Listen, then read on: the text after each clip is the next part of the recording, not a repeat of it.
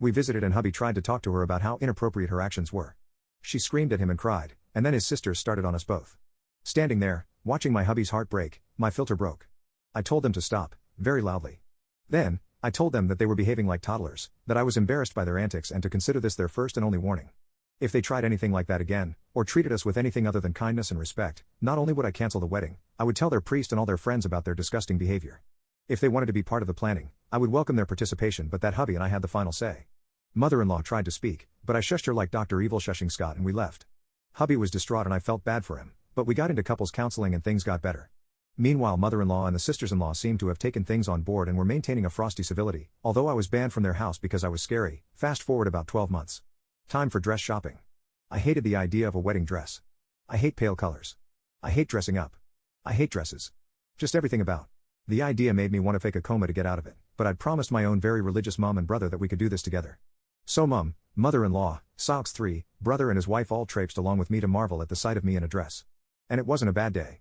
The in-laws behaved and I found a dress that I didn't hate as much as the others. I paid for it and we left. The next day, I got a call from the shop. Mother-in-law and the sister-in-laws had ordered themselves the exact same dress as me. I told hubby and he didn't really believe it. I laughed about it for a bit, went back to the shop and ordered a new dress. This one was dark purple with black trim. And then I had the idea. I don't have a lot of female friends. But all my male friends have wives who had wedding dresses. And sometimes they say they feel sad that they spent all that money on a dress that they'll never wear again. I talked to hubby and he agreed, so the invitations went out and every person who had ever worn a wedding dress was invited to wear it to our wedding. Mother-in-law and the Seals got different invitation that specifically asked that they not wear white. Dress code was stated as whatever you're comfortable in. I wasn't there for the initial confusion that swiftly turned to rage, but my mom and brother gleefully recounted the story later. All four of them turned up in their beautiful white dresses with their beautiful makeup and hair, and were completely absorbed by the rest of the crowd. They didn't stand out. They looked exactly like everyone else. Except for my mom and brother's wife, who wore purple like me. They weren't going to ruin my day by upstaging me. My hubby, who up to that point really didn't think they would do something so vile, turned to stone that day. They had finally shown the depths that they would sink to and the last of the fog was swept away. I turned up in the sidecar of a Harley. I did experiment with riding in the dress but it didn't end so well and the shop had to make a few emergency repairs the week before, and I walked down the aisle to the Imperial March by myself. My brother was my maid of honor and his wife was my hubby's best man. Remember the priest?